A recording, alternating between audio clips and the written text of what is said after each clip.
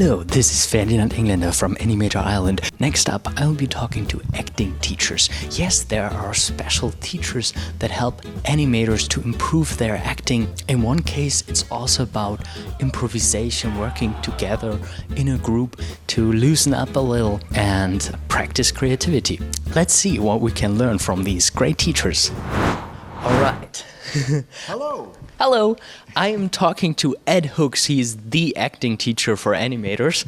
And yeah, what are you doing here at FMX? I'll be doing an Acting for Animators workshop, 2 3-hour sessions, and it's a great thing. I've been involved with FMX for years, and I love it.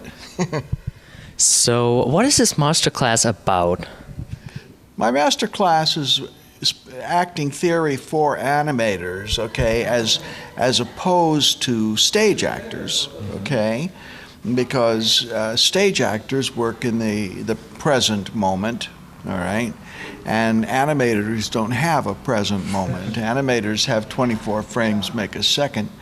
So I have developed a way of teaching acting theory to animators so that they don't have to do the things that stage actors would, as sensory exercises and emotional recall and all of these things that stage actors do. Mm-hmm. So animators don't need that. They just need to understand the connections between thinking, emotion, and physical action, scene structure, the difference between theatrical reality and regular reality, and characterization, story. So those are the things that I teach. Okay, so we already heard some rules that there apparently are that we can stick to. Would you please tell us something about like what would be like the most important rule of acting? Most important rule is that emotion tends to lead to action. Your audience empathizes with the character. They see what the character is doing, and then with empathy, they look underneath the action and identify with the emotion. And that's how you get an audience to care about. Okay? So the number one rule would be that there should be a reason for the movement. Always a reason from the character standpoint. One more thing that I think is very important. For animators, the actor is the character on the screen. The animator is not the actor. Okay. Yeah. Okay, we hear people say that animators are actors with pencils, but I understand, but that's not strictly true. The actor in an animation is Mickey Mouse, is the one on the the screen, and you have to learn to see the world through the eyes of the character. Okay, because the character is the actor and not the personality of the animator. That's right. So if you say to your character, "What are you doing?" and the character says, "I'm scratching my head," well, from your perspective as an animator, yeah, he's scratching his head. Okay, so he is doing that. But if you look at it from his perspective as an actor, that's not acting, that's behavior. So in order to be acting, he has to play an action in pursuit of an objective and have an obstacle. So you have to look at the world through the character. You already mentioned the theatrical reality. What about that? What is that? Well, this is regular reality right here. In regular reality, you show 100% of everything. Regular reality is what you have at the mall, and it doesn't have any theatrical value. Theatrical reality is for telling a story. And so you only show the parts of reality that are essential for giving information about the character, for advancing the plot, for the information that's essential. So theatrical reality is compressed in time and space, and it has structure, because theatrical reality needs to have conflict or an obstacle. Mm-hmm. And so it's just a very specific thing. Acting is behaving believably in pretend circumstances for a theatrical purpose. Okay. Yeah, fortunately, if you view this, you can see it again. Because I think it's really, really great advice, really great information. By the way, advice. Would there be like an exercise or an approach that you would recommend to animators to improve their acting? Yeah, to watch people. I know that sounds silly. It sounds like, oh, watch people. Oh, okay, I understand that. But Shakespeare said that the actor should hold the mirror up to nature. And we go through life dealing with everything around us, and we see it. We see it. Okay, but an actor needs to see it more. An animator needs to see it more. An animator needs to see why people are doing things. An animator needs to understand that every person in the world is a hero in his or her own life. Mm-hmm. Even villains are heroes in his or her own life. Mm-hmm. And so when you're watching, looking at people across the room here, they are starring in their own movie. Mm-hmm. And so you need to see that. You need to see how it is they're presenting themselves to the world. And so I like to tell my students that they have a license to stare. Yeah, I can imagine that. Animators probably stare a lot if they see something interesting. Yeah. So that would be the main thing, would be to see. Because you cannot hold the mirror up to nature unless you see nature. And you understand, you need to understand the connections between thinking, emotion, and physical action, how it works, so you can know what you're seeing. Mm-hmm. Power centers is something that I teach in the class, because all humans, we all have a power center. And in most people, the power center is below the navel, and that's where we move from. We pivot, we move from there. But you can move a power center around. The higher the power center in a character, the quicker the rhythm of the character. Anxiety is a very high power center. Woody Allen's power center is all above the shoulders, up here. Yeah. Okay. And confidence is a low power center, connected. Confidence manifests itself in a feeling of relaxation, and relaxation manifests itself in a feeling of weight, centeredness, okay, grounded. Anxiety is tight, uncertain, and it makes you feel light. It makes you feel like you're going to float away. Okay, it's high.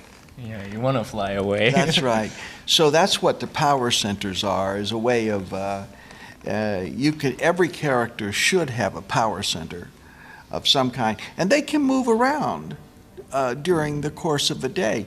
You and I have power centers, but we behave one way if we're applying for a job, and we behave another way if we're asking somebody for a date. So it's different, but we have a default power center, okay? Yeah. So that's how it works, and it's a good tool so that all your characters don't move the same way. I see. My next question.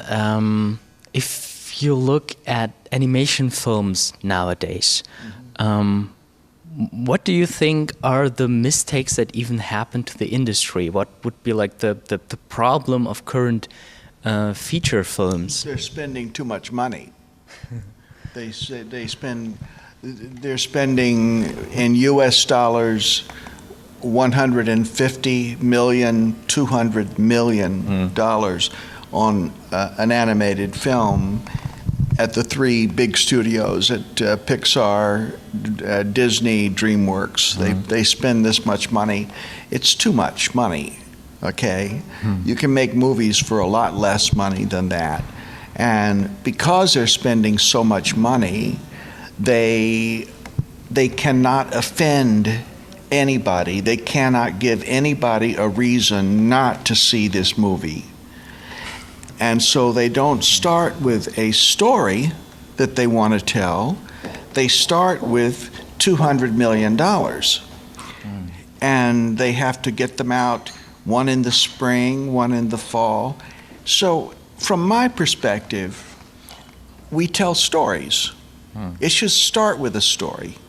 Miyazaki does not make a movie unless he's got a story to tell. Okay, you don't make a movie one in the spring, one in the fall. Movies are not an assembly line, but in Hollywood, that's what they're trying to do. And so, from my perspective, that's the biggest mistake that's being made.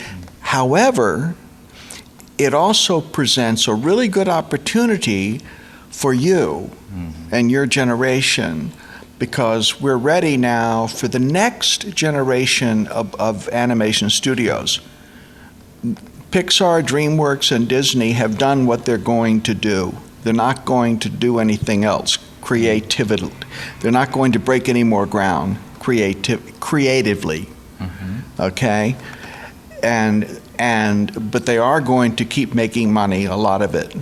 Okay? However, there are people who want to tell stories, and you can tell them for less money. The movie Chico and Rita is a good example. It was made for Hollywood lunch money, and it's a very good movie. So you can make movies for less money and for smaller audiences, more targeted audiences, and still make a profit, that's what you're going to be able to do. I'm cheering inside because I think it's all the things that students want to do. They want to do stories, more importantly than money, and we see this massive system. And that's right. Yeah. And it also, because I teach all around the world, I'm very fortunate, and I work with animators everywhere. And one of the things that bothers me the most is that young animators in China or Brazil or Germany, or that they think that Hollywood is perfect. They think that because these movies win Academy Awards and because it's Pixar, because they're perfect, and so they take the position that, okay, I am supposed to be like that. I'm supposed to have my work fit like that. But the fact is that the emperor is not wearing any clothes. And so the Hollywood studios are not magic. They make mistakes. And you need to be able to look at it. I mean, they do a lot of things right, of course, but they make mistakes. You should not drink the Kool-Aid, if you will. You should have a discerning view of the industry. Stick with, when you said your generation has stories to tell, I believe you. And I want you to know that you can do it without spending that much money. And I mean, we're getting now distribution is opening up, different kinds of distribution. Netflix is making movies, Amazon is making movies, Hulu is making movies. We're now getting to a point where you can get together with your friends in the garage and make a movie. You can do that. Yeah. So, and still make a profit. It's a wonderful opportunity. You guys are it's a wonderful time for you. Yeah. It's amazing, like the technology and the software that we have digitally. The devices that they used to need in studios are now on a personal computer available for everybody. So That's right. Yeah. You're right. It's very exciting that you're a pioneer, really. Look, you got to remember, it was only, how long ago? 15 years, 17 years? Well, how long ago did Toy Story come out? 1995. Okay? 1995. So look at how far the industry has come from 1995 to 2013. If you look forward that amount of years from here, if the developments are anything close to what they've been since 1995, then by 15 years from now, we will hardly recognize the industry. It's going to change so much. And this is your generation. You're the ones that are going to do it. My generation is done. Oh, thank you very much. It's great advice, very motivational. Back to older films, though. Is there like any really good example where you say that the animation, the acting in the animation was extraordinarily good? Oh, sure. You'll find pieces of it, bits and pieces. My favorite animated movie is The Iron Giant, and I think the acting in that is wonderful. But there's very good acting in the original Toy Story and in Monsters Incorporated. I think there's very good acting. I think in the movie Coraline, which was stop motion, I think the performances were very good. The performances in the first hour of Up were very good. Once they get to Paradise Valley, it falls apart. But the Carl and Ellie, all of that in Up is really quite lovely. And there's this one amazing sequence where nobody says a word and you see the whole life of them. That's right. Acting has almost nothing to do with words. So they made mistakes with that movie because they are violating a principle called the willing suspension of disbelief, because they set the audience up to suspend its disbelief based upon Carl and Ellie, and everything obeys the laws of physics, and so the audience says, okay, that's for the kind of movie. But then it gets to Paradise Valley, and here comes the talking dogs, and they're wearing a magic collar, and they now can fly airplanes and stuff. So the audience is not ready for that. They did not set that up at the beginning. So that's a mistake. That is a mistake that will keep that movie from being a classic. And why did they do that? I have no idea. My suspicion is that they did not have a second half of the movie. That's my suspicion, because Hollywood starts these things without a script. And they figure they'll get the last part of it by the time they get there. But the first half of Up is lovely. Same thing with WALL-E. Yeah. First half of it is lovely. Also feels split in half somehow. The second half, you get into the up there with the spacecraft, and now you've got the floating fat people. You know, these are mistakes, I think. Yeah. And it's because they spend so much money, that's all. Thank you very much. Ed Hooks, great acting teacher. If you have the possibility to go to one of his master classes, you definitely should. As a character animator, you will need it for life. Thank you very much, Ed Hooks. Thank you, Ferdinand. Thank you so much, man. Yeah, you're terrific. Unfortunately, past interviewing me is not as smart as present voiceover me, so I forgot to mention in the interview that Ed Hooks has written a great book called Acting for Animators, which contains all his tips and advice in a nice, actually pretty thin book. If you've read this, you know everything you need to know about classic character acting. I recommend it, have a look at it, and maybe buy it. And now there's more about acting. We'll find out how improv can improve your acting, your animations, and your life, maybe even. Stay with us and find out in the next part.